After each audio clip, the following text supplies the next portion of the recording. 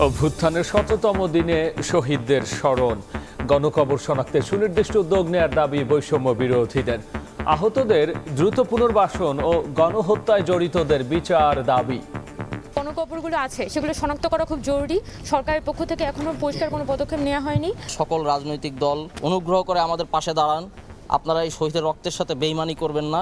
যাদের উপরে খুনের রক্তের দাগ পড়ে আছে সেটাকে প্রায়োরিটি দেওয়া হয়, তাহলে আমরা হয়তো আরেকটি যুদ্ধে নামতে হবে। ফ্যাসিবাদের শেকড় ছড়িয়েছে অনেক দূর। দেশ গঠনে তরুণদের সহযোগিতা চাইলেন উপদেষ্টারা। প্রত্যেকটা অফিসের কেরানি পর্যন্ত ফ্যাসিবাদের দোষর।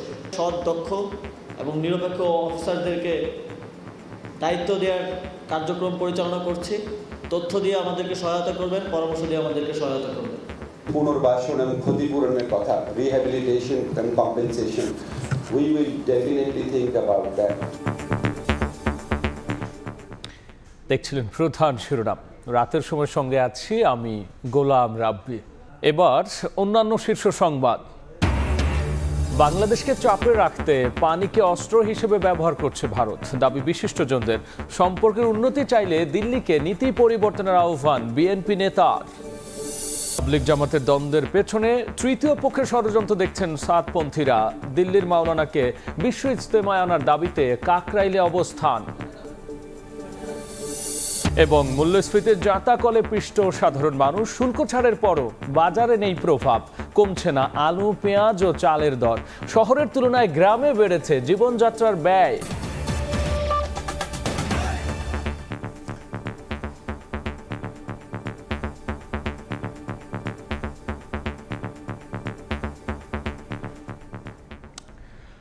কবর জিয়ারত, সমাবেশ, আলোচনা সভা সহ নানা আয়োজনে স্মরণ করা হলো অভ্যুত্থানের ১৭তম দিন।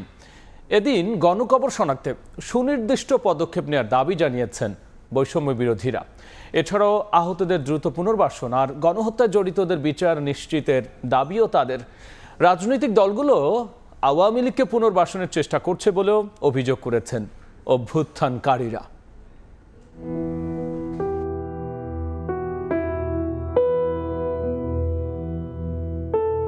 ছাত্র জনতার অভ্যুত্থানে হারানো প্রিয়জনের খোঁজে এখনও অনেকে।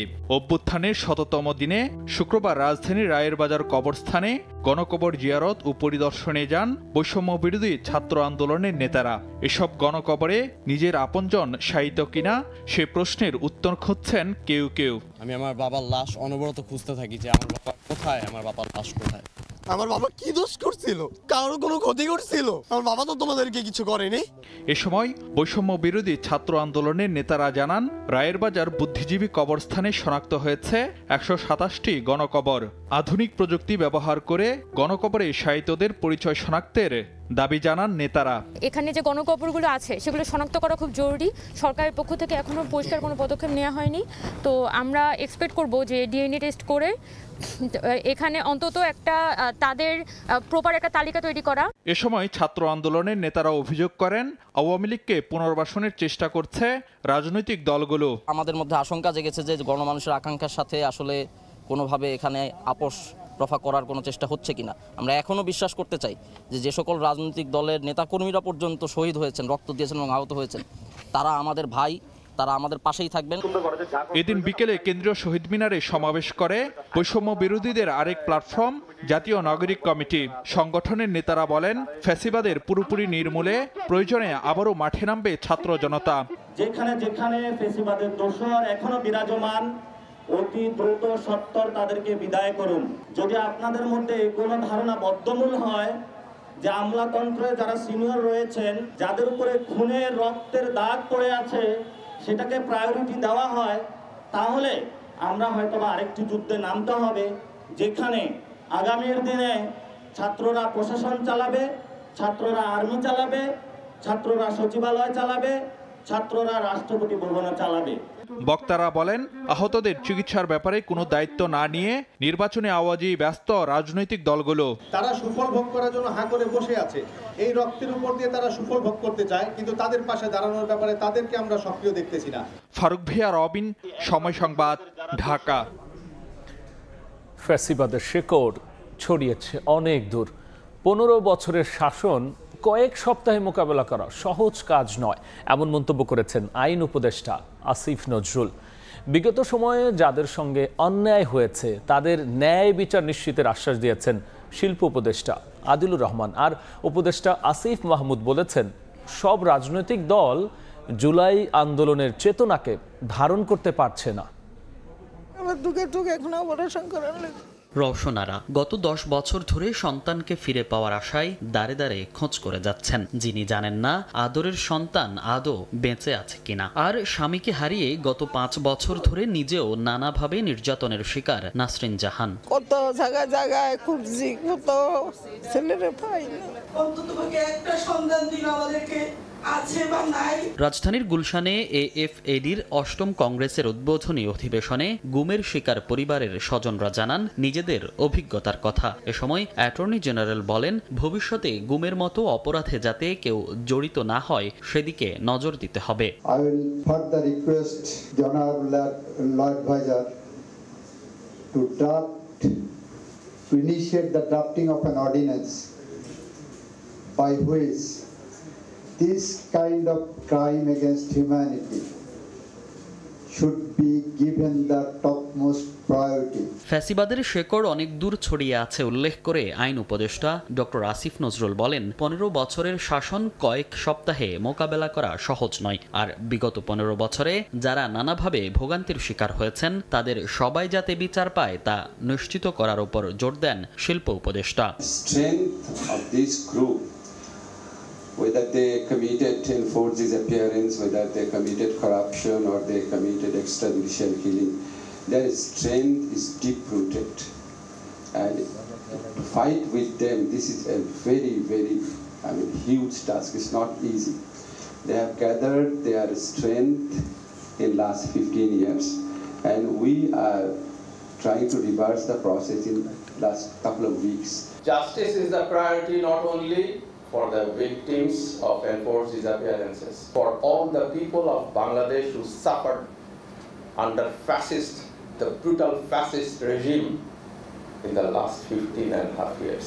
এদিন বিকেলে রাজধানীর অফিসার্স ক্লাবে গণ অভ্যুত্থানের 100তম দিন উপলক্ষে আয়োজিত আলোচনা সভায় আরেক উপদেষ্টা আসিফ মাহমুদ সজীব ভুঁইয়া বলেন, সব রাজনৈতিক দল আন্দোলনের স্পিরিটকে ধারণ করতে পারছে না। 8টি পারিবারিক দিবস বাতিল করা, ছাত্রলীগকে নিষিদ্ধ করা, যেগুলো এই গণঅভ্যুত্থানের স্পিরিট ছিল সেগুলোর বাস্তবায়নের বিভিন্ন সিদ্ধান্তে আমরা দেখছি যে রাজনৈতিক শক্তিগুলোর কিছু কিছু অংশ বিরোধিতা করছে।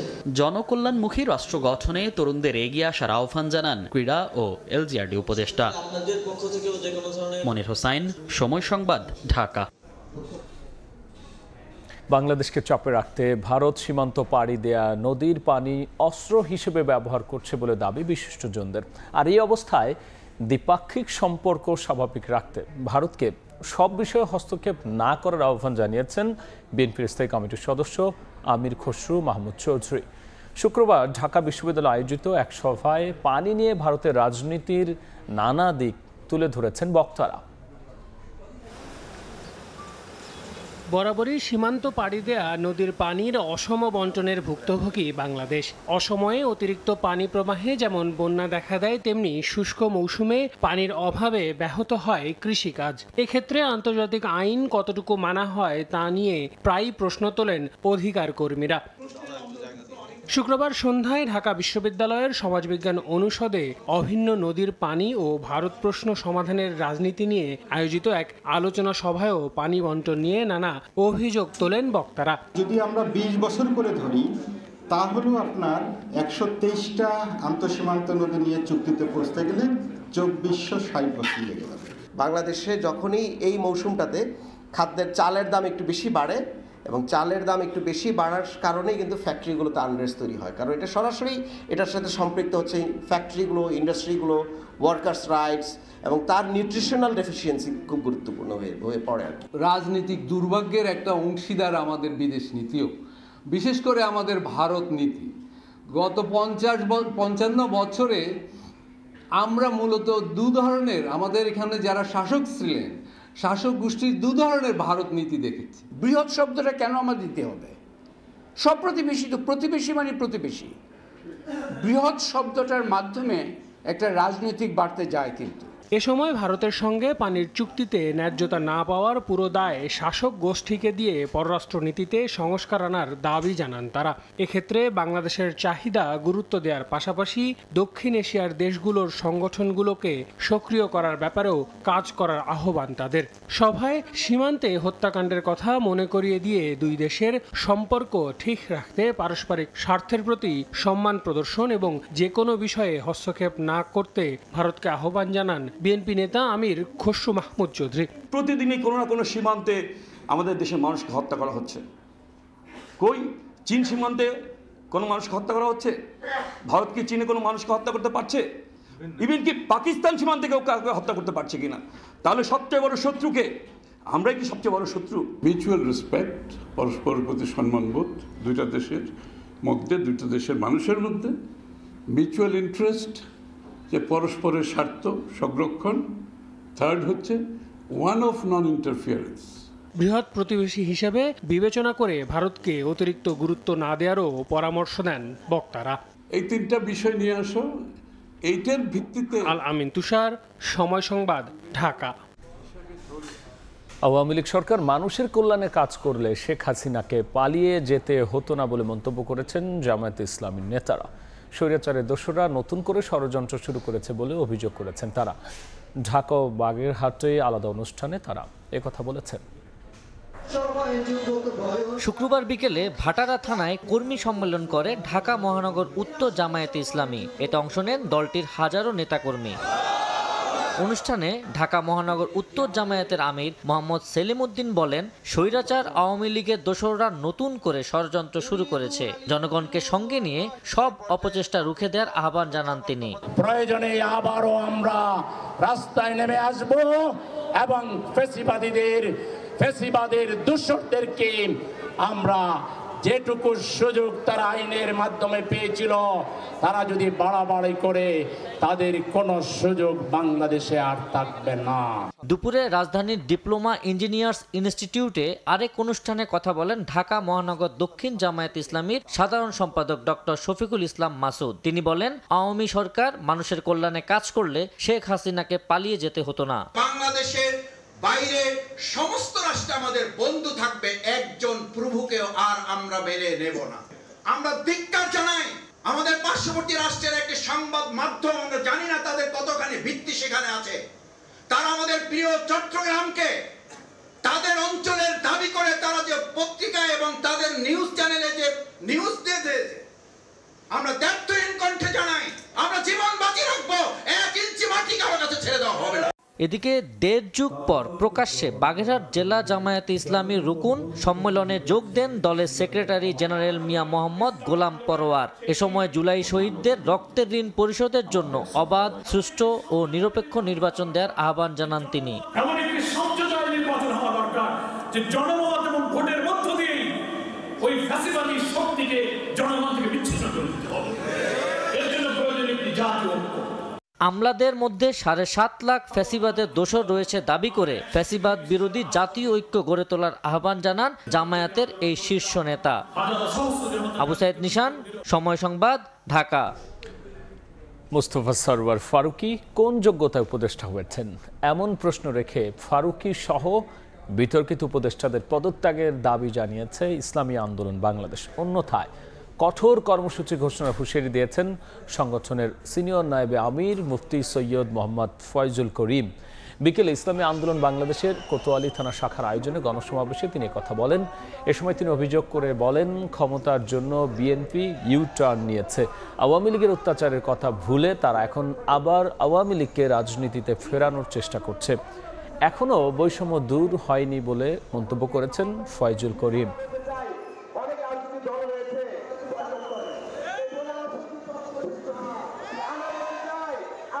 আমি বর্তমান অন্তর্বর্তী সরকারকে প্রশ্ন করতে চাই, ফারুকী সাহেবের কোন গুণের কারণে, কোন যোগ্যতার কারণে ফারুকী সাহেব এর উপদেষ্টা হলেন, এই জাতি জানতে চায়। আপনি কোথা থেকে ক্ষমতার মসনদে বসে ফারুকী সহ যেই সমস্ত বিতর্কিত উপদেষ্টা আছে, যদি অবিলম্বে তাদেরকে পদত্যাগ করতে বাধ্য না করেন, তাহলে আপনার বিরুদ্ধে কর্মসূচি বাধ্য হবো। আজকে পুরো ইউটার্ন। ওনারা আবারও আওয়ামী লীগকে ক্ষমতা আনার জন্য পথ উন্মোচন করছেন। কারণটা কি? চোরে চোরে হালি, এক চোরে বিয়া করে আর এক চোরে হালি। বিশ্ব ইজতেমায় মাওলানা সাদকে আসার অনুমতির দাবিতে রাজধানীর কাকরাইলে অবস্থানে বিক্ষোভ করেছেন সাদ অনুসারীরা। তাদের দাবি, তৃতীয় পক্ষের ষড়যন্ত্রের কারণে তাবলিগ জামাতের দুপক্ষের দ্বন্দ্ব কাটছে না। দিনভর তাদের অবস্থানে ওই এলাকায় বন্ধ হয়ে যায় যানবাহন চলাচল। দুপুর 1:30টার পর রাস্তা ছেড়ে দিলে স্বাভাবিক হতে শুরু করে পরিস্থিতি। শুক্রবার সকালে রাজধানীর কাকরাইল মসজিদে ঢল নামে মাওলানা সাদের অনুসারীদের। বেলা বাড়ার সঙ্গে সঙ্গে মানুষের সংখ্যা বাড়তে থাকে। মসজিদ পেরিয়ে মূল সড়কেও অবস্থান নেন তারা। বন্ধ হয়ে যায় আশপাশের সড়কে যান চলাচল। এ সময় তারা বিশ্ব ইজতেমায় মাওলানা সাদকে আসার অনুমতির দাবি জানান। মাওলানা সাদ সাহেব দীর্ঘদিন যাবত এই দেশে আসতে পারতেছেন, এটা একটা ষড়যন্ত্রের শিকার। যে কোনো বিনিময় আমরা ইনশাআল্লাহ এবার প্রথম ইজতেমা করবই। আমরা সরকারের কাছে অনুরোধ করব যাতে বিশ্ব ইজতেমা সুন্দরভাবে সরকার সহযোগী করে। বিশ্ব ইজতেমায় দুই পক্ষের উদ্দেশ্য ইসলামী বার্তা পৌঁছানো হলেও গেল 7 বছর ধরে ইজতেমা ও মার্কাজ মসজিদ নিয়ে দ্বন্দ্ব চলছে তাবলিগ জামায়াতের জুবায়েরপন্থী ও সাদপন্থীদের মধ্যে। তাই 2 দফায় অনুষ্ঠিত হয় ইজতেমা। মার্কাজ মসজিদেও ভাগাভাগি করে থাকে দুই পক্ষ। এরই ধারাবাহিকতায় চলতি মাসে বিশ্ব ইজতেমার 2 দফার তারিখ ঘোষণা করে স্বরাষ্ট্র মন্ত্রণালয়। কিন্তু ভিসা জটিলতায় দেশে আসা অনিশ্চিত মাওলানা সাদ কান্দলভির। দেশে পরিবর্তিত পরিস্থিতিতে আগের মতো অবিভাজিত বিশ্ব ইজতেমা আয়োজনের আগ্রহ প্রকাশ করেন অবস্থানকারীরা। তারা জানান, এ বিষয়ে জুবায়েরপন্থীদের কয়েক দফা চিঠিতে মিলেছে ইতিবাচক সাড়া। তবে তৃতীয় পক্ষের ষড়যন্ত্রে সমাধান মিলছে না বলে দাবি সাদপন্থীদের। আমরা 2 দিন আগে খোলা চিঠি দিয়েছি, সেখানেও সমঝোতার বার্তা দিয়েছি। চলুন আমরা আমাদের এই আভ্যন্তরীণ দ্বন্দ্ব মিটিয়ে দেই। ওনারাও আন্তরিক। সমস্যা হচ্ছে দুই পক্ষের মাঝখানে একটা বিশাল পর্বত দাঁড়িয়ে আছে, তৃতীয় পক্ষ। আমরা এই তৃতীয় পক্ষের ব্যাপারে কঠোর অবস্থানে যাচ্ছি। জুমার নামাজ শেষে রাস্তা ছেড়ে দিলেও দাবি আদায় না হওয়া পর্যন্ত শান্তিপূর্ণ কর্মসূচি চালিয়ে যাওয়ার কথা জানিয়েছেন মাওলানা সাদের অনুসারীরা। আসিফ মোহাম্মদ সিয়াম, সময় সংবাদ, ঢাকা। আগামী ফেব্রুয়ারিতে চট্টগ্রামে কালুরঘাট নতুন সেতুর কাজ শুরু হবে বলে জানিয়েছেন সড়ক পরিবহন ও সেতু উপদেষ্টা। সার্কিট হাউসে এক মতবিনিময় সভায় অংশ নিয়ে উপদেষ্টা আরও জানিয়েছেন, অন্তর্বর্তী সরকারের সময় কোনো অপচয় ও অপরিকল্পিত উন্নয়ন হবে না। শুক্রবার বিকেলে চট্টগ্রাম সার্কিট হাউসে ছাত্র প্রতিনিধি, রাজনীতিবিদ ও সরকারি বেসরকারি সংস্থার ঊর্ধ্বতন কর্মকর্তাদের সঙ্গে মতবিনিময় করেন জ্বালানি, সড়ক ও রেলপথ মন্ত্রণালয়ের উপদেষ্টা। এ সময় রেলওয়ে জমি দখল, বিদ্যুৎ, সড়ক, সেতু সহ নানা খাতের সমস্যা তুলে ধরেন অংশগ্রহণকারীরা। এই যে বিদ্যুৎ খাতটা বিগত 15-16 বছরে বিভিন্ন বড় বড় কোম্পানি কুক্ষিগত করে রেখেছে। কুইক রেন্টাল বাংলাদেশের অর্থনীতিকে পঙ্গু করে দিয়েছে। যারা যারা এই লুটপাটের সাথে জড়িত ছিল তাদের বিরুদ্ধে কি অ্যাকশন সরকার নিচ্ছে সেটা আমি মনে করি জনগণ জানানো উচিত। সভায় উঠে আসে নগরবাসীর দীর্ঘদিনের দাবি নতুন কালুরঘাট সেতুর প্রসঙ্গ। পরে উপদেষ্টা জানান, আগামী বছরের ফেব্রুয়ারিতে এই সেতুর কাজ শুরু করতে চায় সরকার। কালুরঘাট রেল সেতু আমরা আশা করতেছি ফেব্রুয়ারি মাস থেকে এটার কাজ শুরু হবে। গণ অভ্যুত্থানের শহীদ ও আহত ছাত্র জনতার প্রতি দায়বদ্ধতা থেকে অন্তর্বর্তী সরকার কাজ করছে বলেও উল্লেখ করেন মোহাম্মদ ফাউজুল কবির। এ সময় নগরীর নানা অব্যবস্থাপনা সম্পর্কে তুলে ধরেন চট্টগ্রাম সিটির নতুন মেয়র। যারা দখল করে রেখেছে সেটা জেলা প্রশাসনের জায়গা হোক, আর রেলওয়ের জায়গা হোক, কিংবা সড়ক বিভাগের জায়গা হোক, দখলদারদের কোনো দল থাকতে পারে না। কাজে আমরা এখানে যারা দল আছি, আপনারা শক্ত ভূমিকায় অবস্থান করুন। 2 দিনের সফরে উপদেষ্টা রাষ্ট্রীয় মালিকানাধীন তেল শোধনাগার, ইস্টার্ন রিফাইনারি সহ মন্ত্রণালয় সংশ্লিষ্ট বিভিন্ন স্থাপনা পরিদর্শন করেন। ফেরদৌস লিপি, সময় সংবাদ, চট্টগ্রাম। এবার বাণিজ্যের খবর।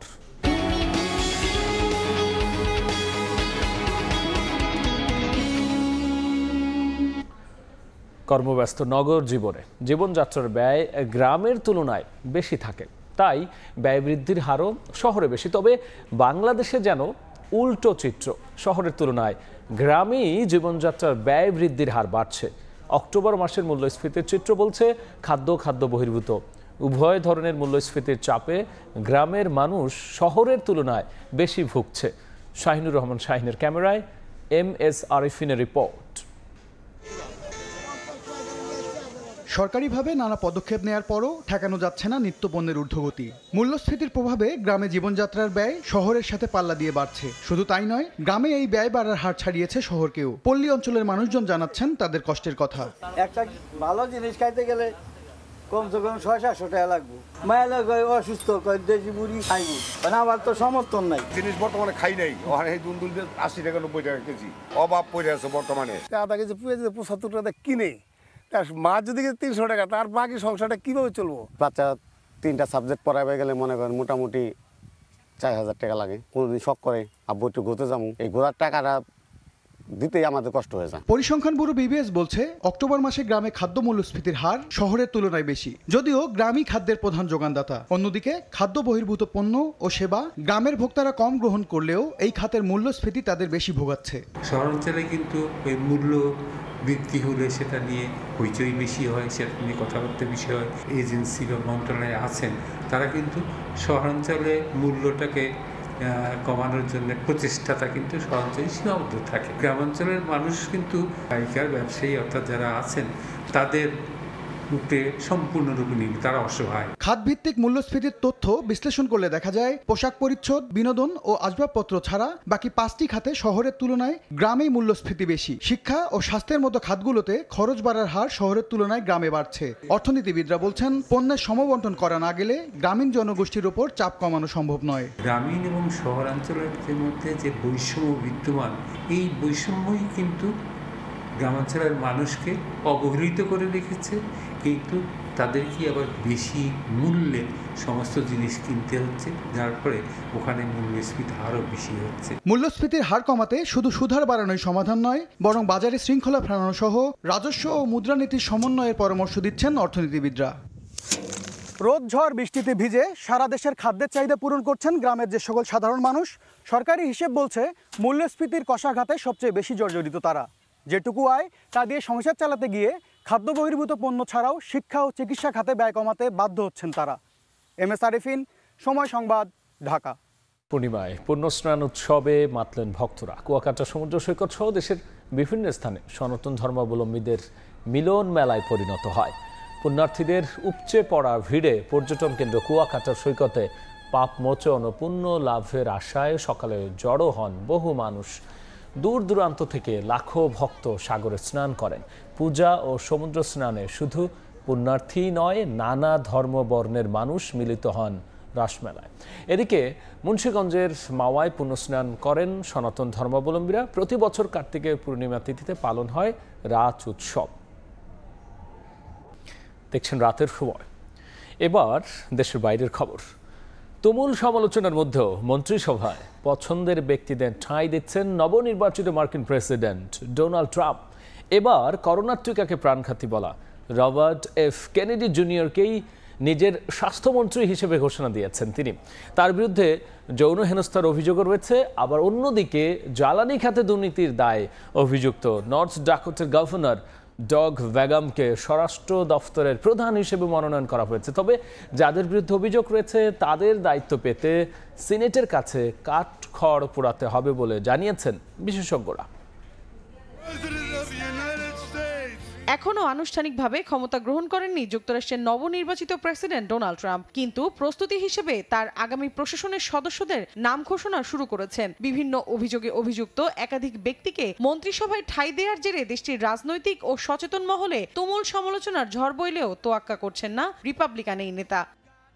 একসময় করোনা টিকা নিয়ে বিরোধিতা করে তুমুল সমালোচনার জন্ম দেয়া রবার্ট এফ কেনেডি জুনিয়রকে স্বাস্থ্যমন্ত্রী ঘোষণা করেন তিনি। একই দিন নর্থ ডাকোটার গভর্নর ডগ ভ্যাগামকে স্বরাষ্ট্রমন্ত্রী ঘোষণা করেন রিপাবলিকান নেতা ট্রাম্প। যদিও ডাকোটার জ্বালানি খাতে দুর্নীতির অভিযোগ রয়েছে ভ্যাগামের বিরুদ্ধে। ডেপুটি অ্যাটর্নি জেনারেলের পদে নাম ঘোষণা হয়েছে টোড ব্ল্যান্সের। চলতি বছর পর্ন তারকা স্টর্মি ড্যানিয়েলসের ফৌজদারি মামলায় ট্রাম্পকে রক্ষা করেছিলেন তিনি। এদিকে ট্রাম্পের বিরুদ্ধে স্বজনপ্রীতির অভিযোগ উঠছে। ট্রাম্প নিজে এখনো নিশ্চিত না করলেও সিনেটের পদে লড়াইয়ে প্রস্তুত বলে জানিয়েছেন তার পুত্রবধূ, সাবেক টিভি প্রডিউসার ও রিপাবলিকান ন্যাশনাল কনভেনশনের সহ সভাপতি লারা ট্রাম্প। প্রেসিডেন্ট নির্বাচিত হওয়ার পর প্রথমবারের মতো সমর্থকদের উদ্দেশ্যে বক্তব্য রেখে শুধু মন্ত্রিসভার নাম ঘোষণা করেননি ডোনাল্ড ট্রাম্প। জোরালো কণ্ঠে রাশিয়া ইউক্রেন যুদ্ধ বন্ধ ও মধ্যপ্রাচ্যের চলমান উত্তেজনা নিরসনের ঘোষণা দেন তিনি। নিজ প্রশাসনের বিভিন্ন দফতরে কট্টর ইসরায়েলি সমর্থকদের মনোনীত করায় কথা ও কাজের মিল পাচ্ছেন না রাজনৈতিক বিশ্লেষকরা। মৌসুমী সাথী, সময় সংবাদ। এ পর্যায়ে শীর্ষ সংবাদ জানিয়ে দিচ্ছে আরও একবার।